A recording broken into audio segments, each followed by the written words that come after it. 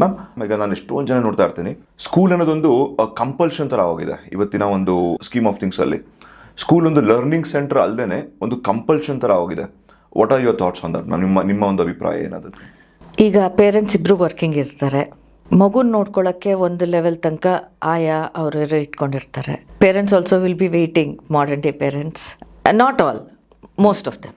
Okay, modern day parents ಅಮ್ಮನೂ ಕೆಲ್ಸಕ್ಕೆ ಹೋಗ್ತಾ ಇರ್ತಾರೆ, career oriented, father is also into a profession. ಹಂಗಿರ್ಬೇಕಾದ್ರೆ ಮಗುನ ನೋಡ್ಕೊಳ್ಳೋಕೆ ಯಾರೂ ಇಲ್ಲ. ಸೊ ಆಬ್ವಿಯಸ್ಲಿ ಬೇಬಿ ಸೆಂಟರ್ಗೆ ಅಲ್ಲಿಗೆ ಬಿಡ್ತಾರೆ. Baby center gradually moves on to nursery school, from there kindergarten. ಅದು ನ್ಯಾಚುರಲ್ ಪ್ರೋಗ್ರೆಷನ್ ಆಗೋಗಿದೆ. Probably this is the case. School ಅನ್ನೋದು ಅನಿವಾರ್ಯತೆ ಆಗಿದೆ. ಮುಂಚಿನ ಕಾಲದ ಥರ ಶಿಶು ವಿಹಾರ ಅಂತ ಇಲ್ಲ concept, where the child would go. Actually speaking, German concept kindergarten ಅನ್ನೋದು ಅ ಚೈಲ್ಡ್ಸ್ ಗಾರ್ಡನ್ ಅನ್ನೋದ್ರಿಂದ ಶುರುವಾಗಿತ್ತು. ನಮ್ಮದು ಶಿಶು ವಿಹಾರ. ಪುಟ್ಟ ಮಕ್ಕಳಿಗೆ ಮಾತಾಡೋದು ಕಲಿಸ್ತಾರೆ. ಫಾರ್ ಎಕ್ಸಾಂಪಲ್ ರೈಮ್ಸ್ ಇರಬಹುದು, ನಾಲ್ಗೆ ಎಕ್ಸಸೈಸ್ ಮಾಡೋಕ್ಕೆ ಕಲಿಸುತ್ತದು. ಮತ್ತು ಇಂಟರ್ಪರ್ಸ್ನಲ್ ಸ್ಕಿಲ್ಸ್ ಡೆವಲಪ್ ಆಗುತ್ತೆ, ಸೋಷಿಯಲ್ ಸ್ಕಿಲ್ಸ್ ಡೆವಲಪ್ ಆಗುತ್ತೆ. ಇದೆಲ್ಲ ಒಂಥರ holistic development of a child would take place. Later on the same thing would be superimposed at home by the grandparents, by aunts and uncles. Joint family system ಇದ್ದಾಗ ನಾವು everything is absent, nuclear family. So the parents, office going parents naturally depend on schools. So transition into school, that is how it has happened. Ma'am, ನೀವು ಹೇಳ್ತಾ ನಂಗೊಂದು very interesting question ಕೇಳಬೇಕು ಅಂತ ಅನ್ಸುತ್ತೆ. ನಿಮ್ಮ ಪ್ರಕಾರ ಮಕ್ಕಳು ಮನೇಲಿ ಕಲಿಯೋದು ಜಾಸ್ತಿನಾ, ಸ್ಕೂಲಲ್ಲಿ ಕಲಿಯೋದು ಜಾಸ್ತಿನಾ? You can compare ma'am. ಅಂದರೆ ಈಗ ಓಲ್ಡನ್ ಡೇಸಲ್ಲಿ ಈ ಥರ ಇತ್ತು, ಇವಾಗ ಈ ಥರ ಇದೆ ಅಂತಲೂ ಹೇಳ್ಬೋದು ನೀವು ಬೇಕಿದ್ರೆ, ಅವ್ರು ಜನರಲ್ ಆಗೋ ಹೇಳ್ಬೋದು ಮ್ಯಾಮ್. ನಾನು 1960s ಮತ್ತು ಈಗಿಂದು ಎರಡನ್ನೂ ಕಂಪೇರ್ ಮಾಡೋಕ್ಕೆ ಹೋದರೆ, ನಮಗೆ ನಮ್ಮ ಹೇಳ್ದಂಗೆ ಜಾಯಿಂಟ್ ಫ್ಯಾಮಿಲಿ ಸಿಸ್ಟಮ್. ಈ ಜಾಯಿಂಟ್ ಫ್ಯಾಮಿಲಿ ಸಿಸ್ಟಮಲ್ಲಿ ಅಜ್ಜಿ ತಾತ, ದೊಡ್ಡಪ್ಪ ಚಿಕ್ಕಪ್ಪ, ಆ ಬಾಂಧವ್ಯಗಳಿತ್ತು. ಅವರುಗಳು ಹೇಳ್ತಾ ಇರಲಿಲ್ಲ, ಮಾಡಿ ತೋರಿಸ್ತಾ ಇದ್ರು. ನಾವು ಅದನ್ನು ನೋಡಿ ಕಲ್ತಿದ್ವಿ. ಈಗಿಂದು ನ್ಯೂಕ್ಲಿಯರ್ ಫ್ಯಾಮಿಲಿ ಸಿಸ್ಟಮ್ ಇದೆ.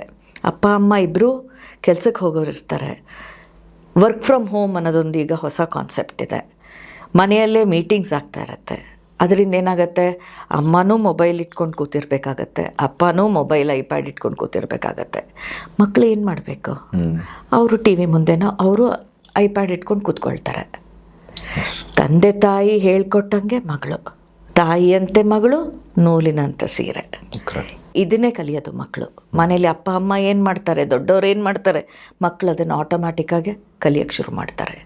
ಸ್ಕೂಲಲ್ಲಿ ಈಗಿನ ಕರಿಕ್ಯುಲಮ್ ಪದ್ಧತಿ ಹೇಗಿದೆ ಅಂತಂದರೆ, ಕಣ್ಣಿಗೆ ಪಟ್ಟಿ ಕಟ್ಕೊಂಡು ಬರೀ ಓದು ಓದು ಓದು, ಅದಕ್ಕೆ ಸೀಮಿತವಾಗಿದೆ ಹೊರತು ಮನೋವಿಕಾಸಕ್ಕೆ ಅವಕಾಶವಿಲ್ಲ. ಅದಲ್ಲದೆ ನೋಡಿ ಕಲೀಲಿಕ್ಕೆ ಮಕ್ಕಳಿಗೆ ಉಪಮಾನ ಉಪಮೇಯಗಳು, ಎಕ್ಸಾಂಪಲ್ಸ್ ಏನೂ ಇಲ್ಲ. ಹೀಗಾಗಿ ಕೂತಿದೆ. ಮಕ್ಕಳು ಏನು ಮಾಡಬೇಕು? ಟಿ ವಿ ನೋಡಿ ಕಲಿತಾರೆ, ಅದರಲ್ಲಿ ಬರೋ ಬೇರೆ ಆ್ಯಕ್ಟಿವಿಟೀಸ್ ನೋಡಿ ಕಲಿತಾರೆ, ಸೋಷಿಯಲ್ ಮೀಡಿಯಾಯಿಂದ ಕಲಿತಾರೆ. ಯಾವುದು ಅವರಿಗೆ ಒಂದು ಎಕ್ಸಾಂಪಲ್ ಸೆಟ್ ಮಾಡಿಕೊಡುತ್ತೋ ಅದನ್ನು ಇವ್ರು ಇಮಿಟೇಟ್ ಮಾಡ್ತಾರೆ.